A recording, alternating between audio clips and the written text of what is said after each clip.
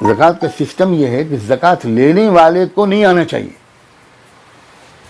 بہت اہم بات میں یہ کہہ رہا ہوں، زکوٰۃ دینے والے کو گھر گھر جانا چاہیے.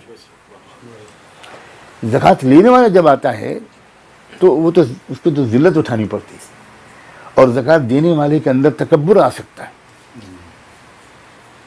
لیکن جب ہم زکوٰۃ لے کے تلاش کرنے جائیں گے اور چپکے سے اس کو پیش کریں گے تو اس کو ذلت بھی نہیں اٹھانی پڑے گی اور ہمارے اندر تکبر بھی نہیں آئے گا.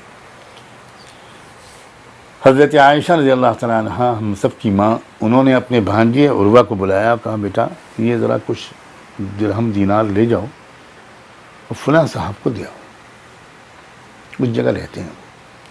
مگر دو ایک بات کا خیال رکھنا، ایک تو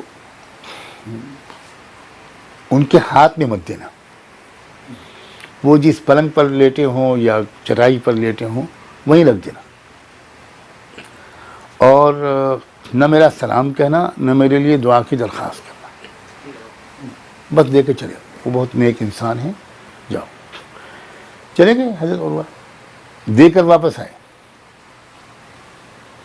واپس آ کے کیا خالہ جان، اس وقت تو میں نے کچھ پوچھا نہیں، اگر کوئی حرج نہ ہو تو اب بتا دیجئے کہ یہ آپ نے کیوں کہا کہ سلام بھی مت کہنا، دعا بھی کے لیے بھی مت کہنا اور ہاتھ میں مت دینا. بیٹا دیکھو بات یہ ہے کہ اگر سلام میں کہلواتی تو وہ جواب دلواتے تو اس کا مطلب یہ ہوا کہ میں اس نیکی کا کچھ بدلہ ان سے بھی لینا چاہتی تھی. اگر میں دعا کرواتی تو اس میں بھی یہی مشکل مسئلہ تھا، میں دعائی کی شکل میں ان سے کچھ بدلہ لے لوں. اور اگر ہاتھ میں دلواتی تو تمہارا ہاتھ اوپر ہوتا، ان کا ہاتھ نیچے ہوتا، ان کا دل ٹوٹ جاتا کہ اللہ میرا ہاتھ کب تک نیچے رہے گا، اور تمہارا ہاتھ اوپر ہوتا تو تمہارے اندر کچھ غرور آ سکتا تھا. یہ ہے سسٹم اسلام میں خرچ کرنے کا.